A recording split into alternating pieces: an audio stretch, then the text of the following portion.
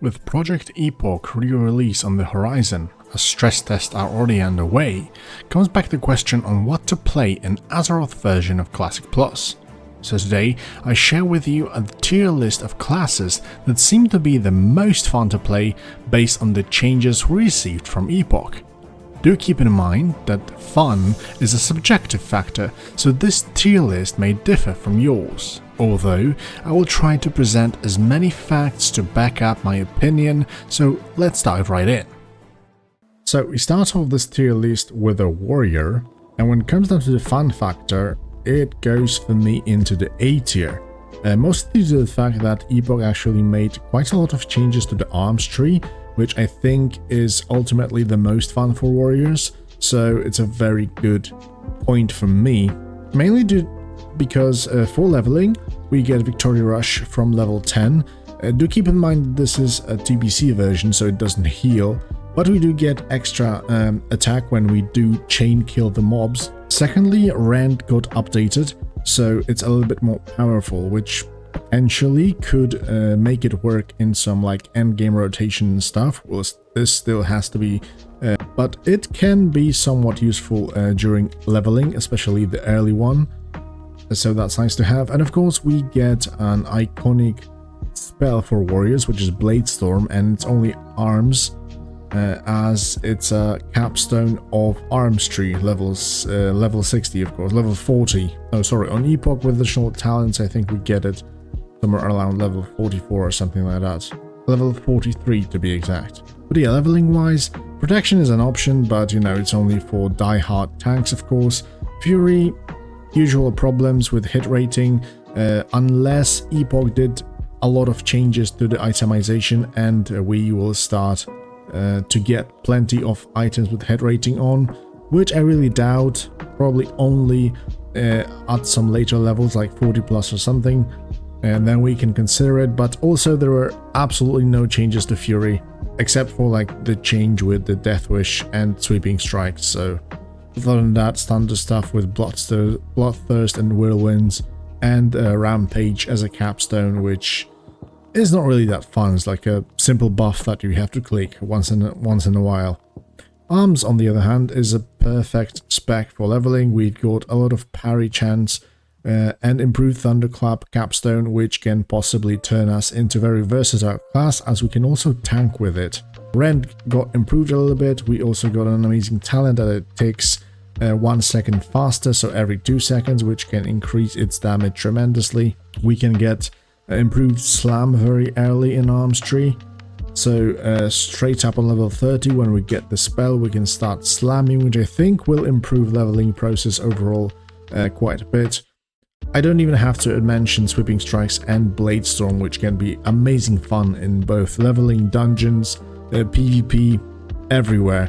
The problem with the warrior is, as usual, it's a very reliant class, either on others or on gear, to be very successful, so it's usual stuff that can hinder us, let's say.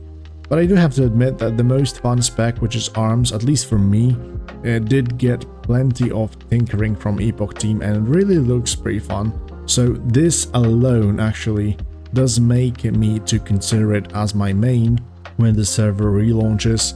So like I said, for me, it's an A tier. Although warriors have the usual problems, which is like healing, sustainability and stuff, it did get plenty of other things that can make us shine in group play, PvP or dungeons. So I hope that arms will be viable in the end game as well. Next up, we've got Paladin, and I would put it also into the A tier. Mainly due that we did get plenty of changes actually. First off, Hands and Blessing were separated, so it's not like we're overwriting our buffs because of that. On top of that, Red Paladins got racial seals, and it's a class that actually can benefit very much from the racial change system that is available on Epoch, because yeah, depending on your racials, you will have different seals, and depending on your goals, you can just swap them to make your spec more viable, let's say.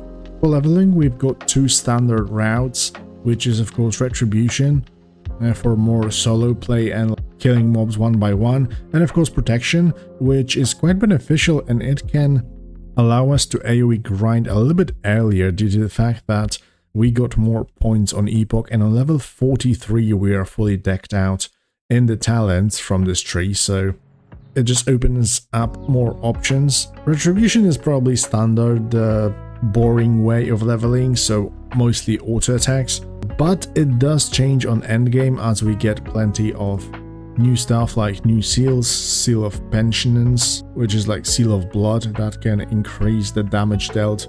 And when we're at the seals, there's also seal twisting available on Epoch, and I think the timer was increased to half a second, so it will be a little bit easier to pull this off. So it's a nice skill factor for people that actually like it. If not, you will probably miss a little bit of more DPS. There's definitely potential in there depending if you like it or not, but the overall racial knowledge will be important for paladins depending on the role. Seal of Mountain is for tanking paladin, Seal of Vengeance and Seal of Penitence is for like DPSers mostly. But probably the most important seal that we want to see is the Seal of Dedication, which we get on level 46, which is truly a cleave for paladins, as every attack will actually deal 25% weapon damage as holy damage to your target and an additional target nearby. So it will allow you to cleave a little bit, and the Judgment actually deals damage to every enemy around you, or like in front of you, I think, in that cone. So pretty fun stuff. And of course with TBC we get things like Crusader Strike, which will be amazing, and Avenging Wrath, of course, as a massive DPS cooldown. So good stuff. Protection, as always in TBC, was pretty fun to play, especially for like AoE dungeons and stuff. Many people actually in TBC rolled Paladins because of that AoE potential. On top of that, it allows you to AoE grind quite effectively, and with the new upcoming items from Epoch, custom items, we can see some crazy things happening for like solo playstyle like that. And Holy, I think, is overall quite a fun healer, and especially now that we got talent Overwhelming Light, and when Holy Light or Flash of Light or Holy Shock spells heal a target to full health, 3 nearby injured allies will be healed by amount equal to 10% of the healing, 30% of healing effect on maximum points, which is massive because Paladins had those single target massive heals. So yeah, the overhealing was pretty big, and this means that our overhealing does not goes to waste, but just simply is distributed to the lower health party members, which is amazing actually. But like I mentioned before, the most fun factor changing thing we've got is for Retribution, as with all the new seals and racial knowledge changes, there's quite a lot of potential for Retribution Paladins. But for me personally, every spec for this class looks pretty damn fun, so that's why I put Paladin in the A tier as well.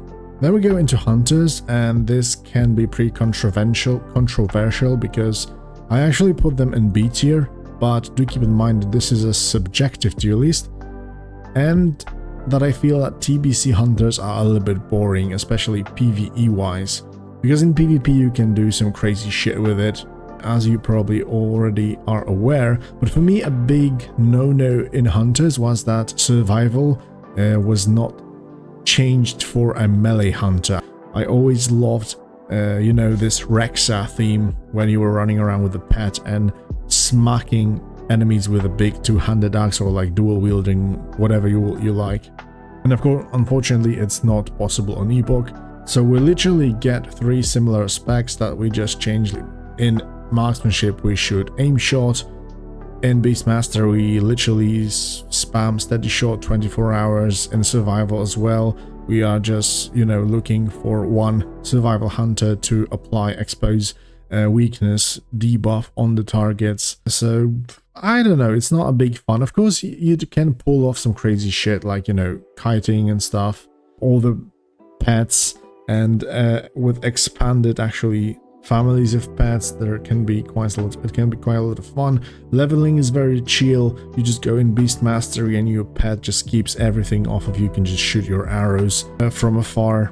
There is some skill factor in Hunters, as you can weave in auto attacks in between your range shots, just coming in for melee, then disengaging a little bit further to shoot and coming back. But let's just say that it's not what I call fun in World of Warcraft, alright? So don't hate on me too much because of that, but like I mentioned, those 3 specs do not bring anything different to the table. You just shoot from afar, same arrows, but just with different skills. So, and to top it all off, I'm not really a big fan of pets overall, so that's why it looks like that.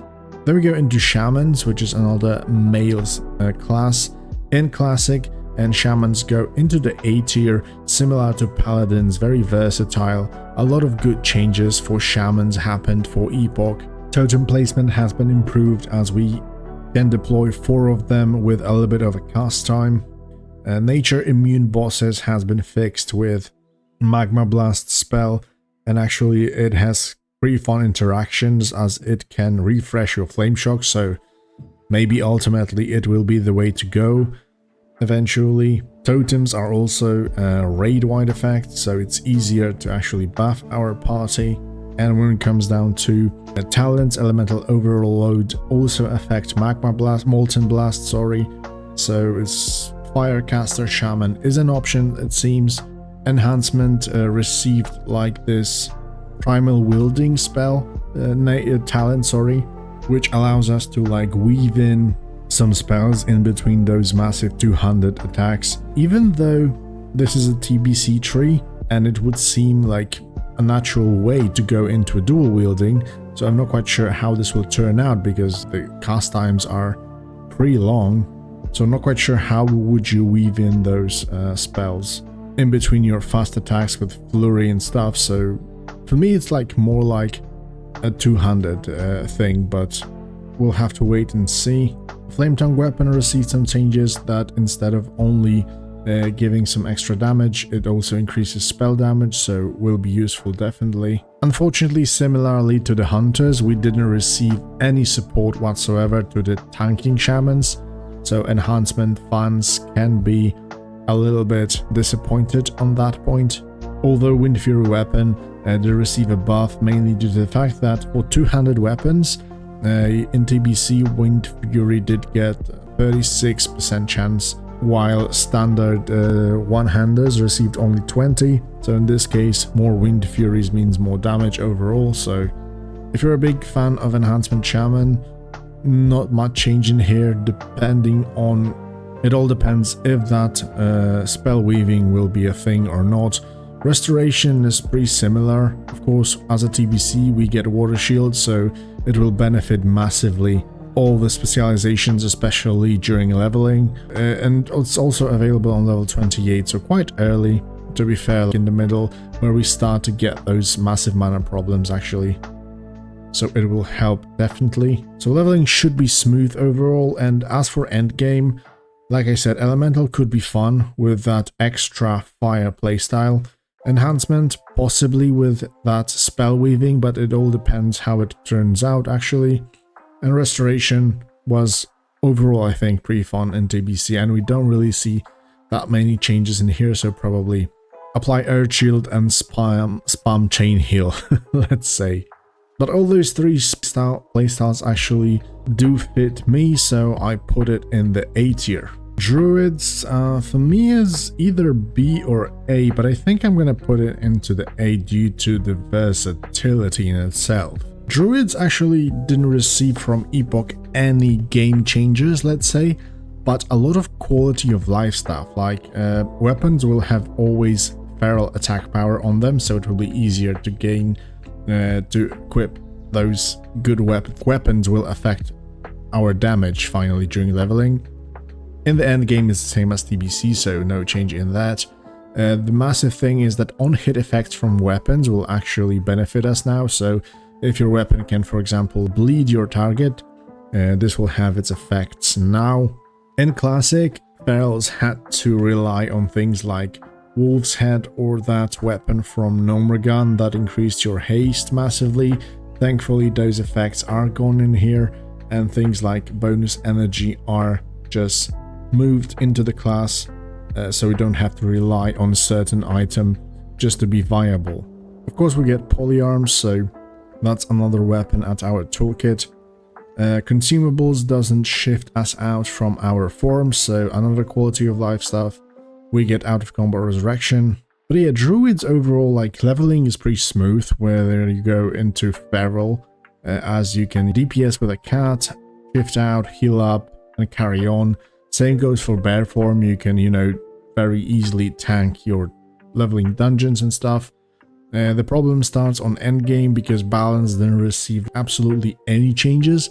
They did mentioning something that this is going to be like the first spec they take a look after the release, but you know, it's pretty far away, so we'll see what happens. The one cool thing Feral did receive is Tiger's Fury, because when you do pop it up, it also increases the bleed damage. Bleed damage increases the physical effects, so like there's very nice interaction between those two. So you will be kind of forced to use Tiger's Fury in your rotation, unlike previously. But otherwise it's like, you know, standard stuff. So if you're a big fan of like cats, bears, and just overall like to change your forms, this can be fun for you. And healer wise, standard dots from TBC, so life bloom spam and stuff.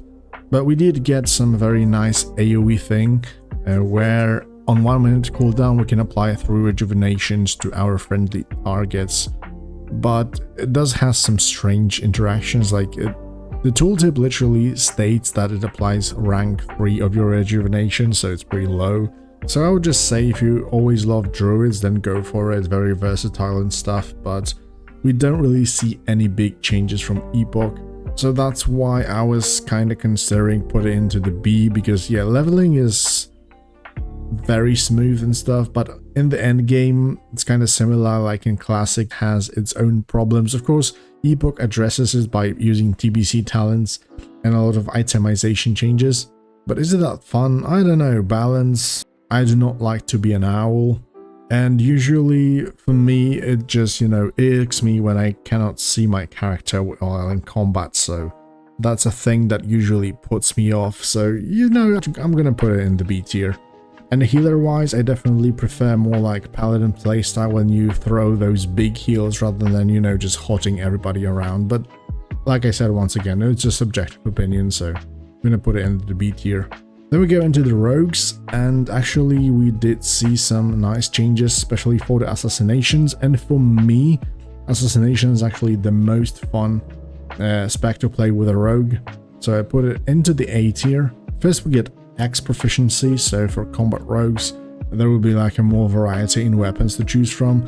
Combo points were fixed, so they're not going to be deleting just by retargeting and stuff like that. And lockpicking is supposed to be made quite useful in endgame dungeons, overall, where you can just do some very nice skips thanks to that skill. But yeah, one big massive change for assassination is that slice and dice will be not refreshed, but the duration will be increased if the enemy takes some bleeding damage. So things like rupture will be quite important to upkeep, to also get slice and dice for longer periods of time and apply more poisons, of course. But most importantly, mutilate does not have the positional requirements, so it's a massive quality of life thing, because in TBC that was quite annoying, to be fair. So we of course get like this bleed and poison playstyle, let's say. Unfortunately we don't get any talent whatsoever, and that states that deadly poison is not being consumed by envenom, which I think is a massive disadvantage. But overall the changes for assassination look pretty damn cool, and the massive advantage for combat, of course, is that it has blade flurry, so that extra cleave definitely can be useful. Although unlike warriors, they can pull it off only every 2 minutes, so it will be a battle between the single target those two specs can dish out. Although I see that assassination can be quite fun but you have to, like, you know, upkeep those poisons.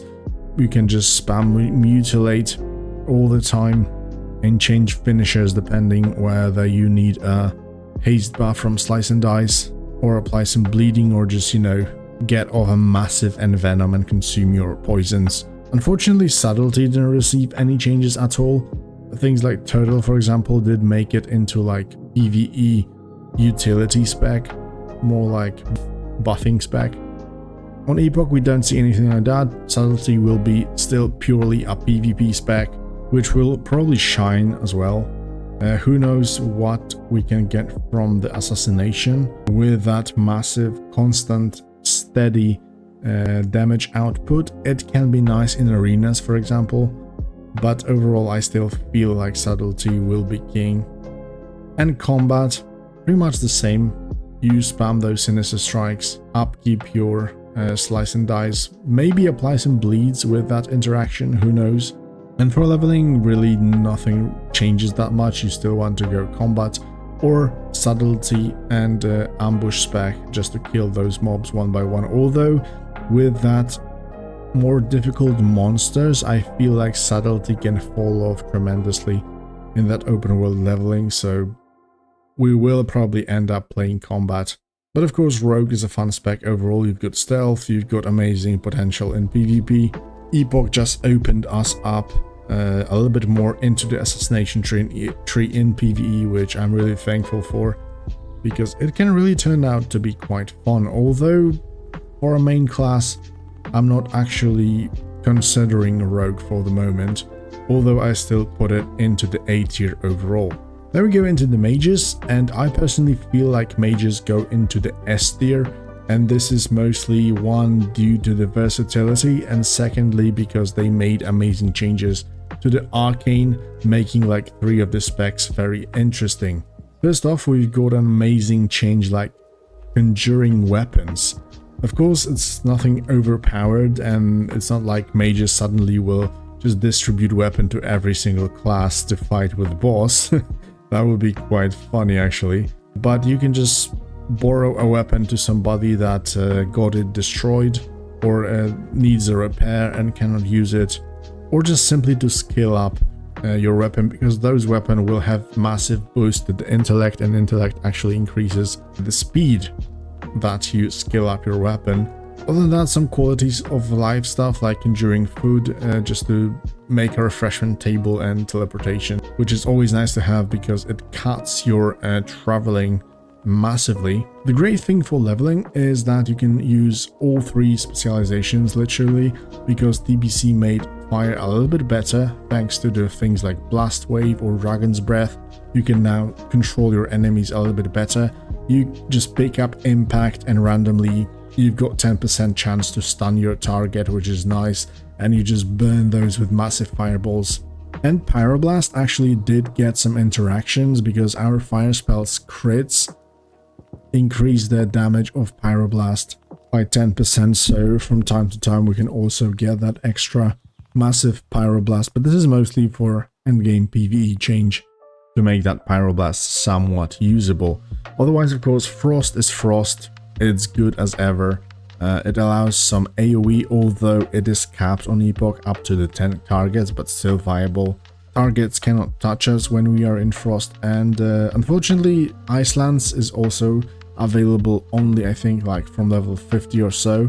So to make our rotation a little bit more fun, we still have to wait for it.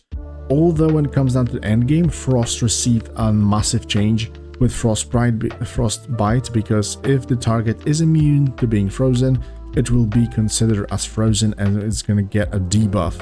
So we will be able to shoot out Ice Lances or just get a shatter benefit from the Frostbite on the bosses as well. So this is massive change, to be fair.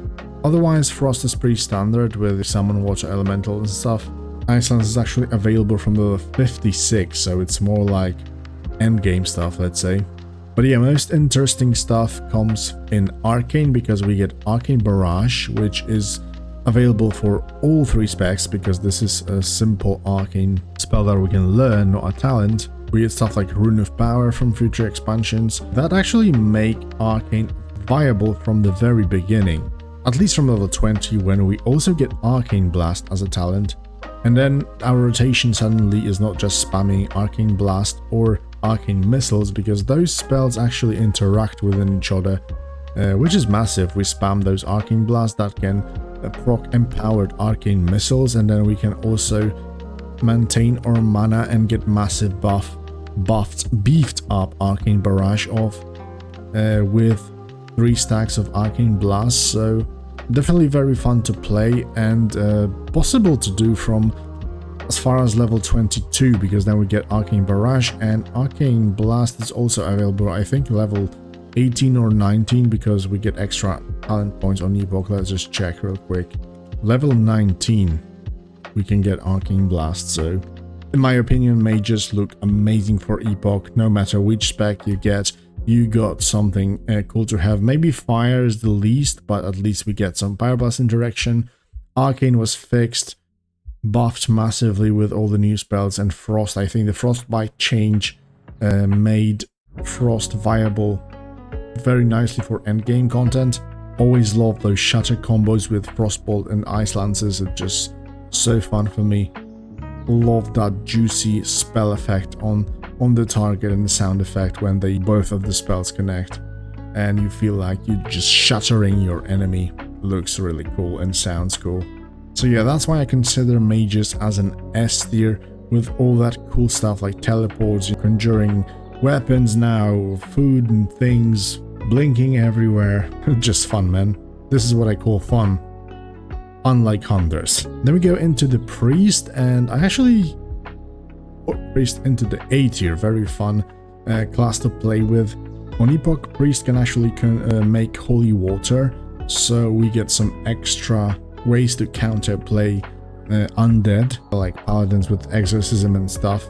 There's also a little bit of buff into the smiting priest, although it hasn't been made into a fully fledged out endgame spec, but let's say that it's like viable in leveling or maybe early endgame, where you can just create something versatile between discipline and a little bit of holy to, you know, dish out damage and maybe heal up a little bit before we get a dual spec and stuff like that. So there is some support to smite, but it's not a fully fledged out specialization, let's say.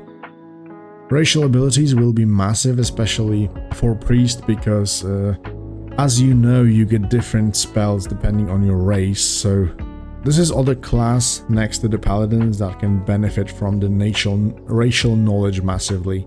So you definitely want to check out what possibilities are there. Otherwise, leveling for priest is pretty smooth and quite fun, and because you get spirit up, which allows you to constantly have mana every time you kill your enemies. We can just grab some stuff from discipline there, so more damage from wands, improved buffs and shields, and then of course meditation for even more mana regen. This will make us viable for both healing and DPSing in dungeons while leveling, while being quite self-sufficient in solo leveling as well. So very versatile class the priest is, especially if you make a troll for yourself, and then you get things like Shadow Guard that deals shadow damage on top of everything, can proc blackout and stun your enemies periodically while you shoot your wand at them and mind blast occasionally with some Shadow Ward pains. Very cool playstyle in my opinion. Hex of Weakness is massive to debuff those elites and stuff and make them a little bit easier to kill. It's a shame that you actually cannot mix and match those racial knowledge. That would be awesome, like pick up Shadow Guard and Devouring Plague or Shadow Priest in PvP. That's what I call fun, but there are some limits. But yeah, thankfully now for endgame you are not tied to being like only human or dwarf just because you want to have those fear wards and stuff, especially that fear ward is now baseline for every priest, so that helps out a lot as well. Unfortunately, Shadow Priest didn't receive any other nice changes or any new tools from Epoch, so that's kind of bummer. But I feel like TBC Shadow Priest is quite fun overall and very important in raids because you're a mana battery for your party literally, so mandatory Otherwise, both healers in TBC discipline was made into a little bit more fun spec, especially in PvP, and on top of that we now get our ward barrier, which absorbs damage and makes us into more viable spec, let's say, with such an amazing cooldown, but probably will be abused very nicely in PvP by those discipline priests. And for raid healing, of course, Holy is viable with that circle of healing stuff and all the new spells we get from TBC baseline, things like Prayer of Mending, Binding Heal and stuff. Shadow Priest with pain suppressions with those extra talents are now also viable for PvP, for example. Of course, you have to give up on Vampiric Touch, but just then trade extra defense, a layer of defense, sacrificing some damage. That's some decisions to make, but very versatile and fun. It seems that Priests will be on Epoch. Definitely looking for some new stuff for Shadow that could make this spec a little bit more juicy, but fun-wise, definitely I would put it into the A tier. And then eventually we go into the Warlocks, which go straight up into the S League. Warlocks are just so amazing. Even though I'm not a big fan of pets, Warlocks benefit massively from them. TBC Warlocks overall are just so OP, even though Seed of Corruption has been nerfed and it's not a shitfest of corruption only. It's still pretty nice, especially that they made Rain of Fire viable for the Destruction Warlocks, which is nice. And overall, Warlock leveling is so freaking smooth with that drain tanking. You can go more into the pets because they're supposedly are made more powerful, so there's a way in that. Of course, I think level around 52 or 3 you can go into an SL Warlock and also be quite powerful in open world and killable in PvP. Amazing solo class. In the end game, you can go into the Affliction with the addition of Unstable Affliction from the TBC baseline, of course. Demonology looks like could be viable with the Felguard, which would be nice to see. And of course we've got Destruction. If you just like simplicity, you can simply sacrifice, because Demonic Sacrifice has been moved as a capstone here. Shadow Fury is along the way to pick up, which will be nice. Utility spells for dungeons, of course. But yeah, you can just pick Demonic Sacrifice, sacrifice your Succubus for that massive shadow damage increase and just spam Shadow Balls, or you can go into the fire route, sacrifice your imp, and then, you know, dish out those massive immolates on your targets, consume them with conflagrates when they are running out, and then just spam your incinerates, which look really amazing in TBC client. And it's just more fun to play, especially with that Rain of Fire capabilities that they put on, as they now are able to crit. Overall, Warlocks are just so versatile. All the 3 specs seem to be viable. Of course, we're not quite sure about some endgame demonology possibilities. Probably not. I don't really think that pets in themselves are made so powerful. But who knows, maybe somebody will come up with some crazy shit talent build to make it somewhat viable. But things from TBC that still persist, like SL Warlock, Pure Shadow Warlock, Fire Warlock, so very versatile, a lot of playstyles to choose from, leveling very smooth, very powerful class overall, so that's why I think Warlocks belong in the S tier, and it's one of the main contestants for me to main, to be fair. Definitely main it if I will be playing on the PvP realm. So that would wrap up the tier list from me when it comes down to the fun factor. Do remember that this is subjective opinion, of course. It can differ from yours, and this tier list is based on the fun you can have with the classes in both leveling and endgame, not the numbers they dish out, as they're still subject to change, especially on Epoch constantly, as they said that they didn't finish the classes yet and there's still quite a lot of work to come, so we can see many changes in the future. So thank you guys for watching, hope you enjoyed this, and I would love to hear your own opinion on the classes from Epoch in the comment section below. And as always, I'll see you in the next one. Bye bye.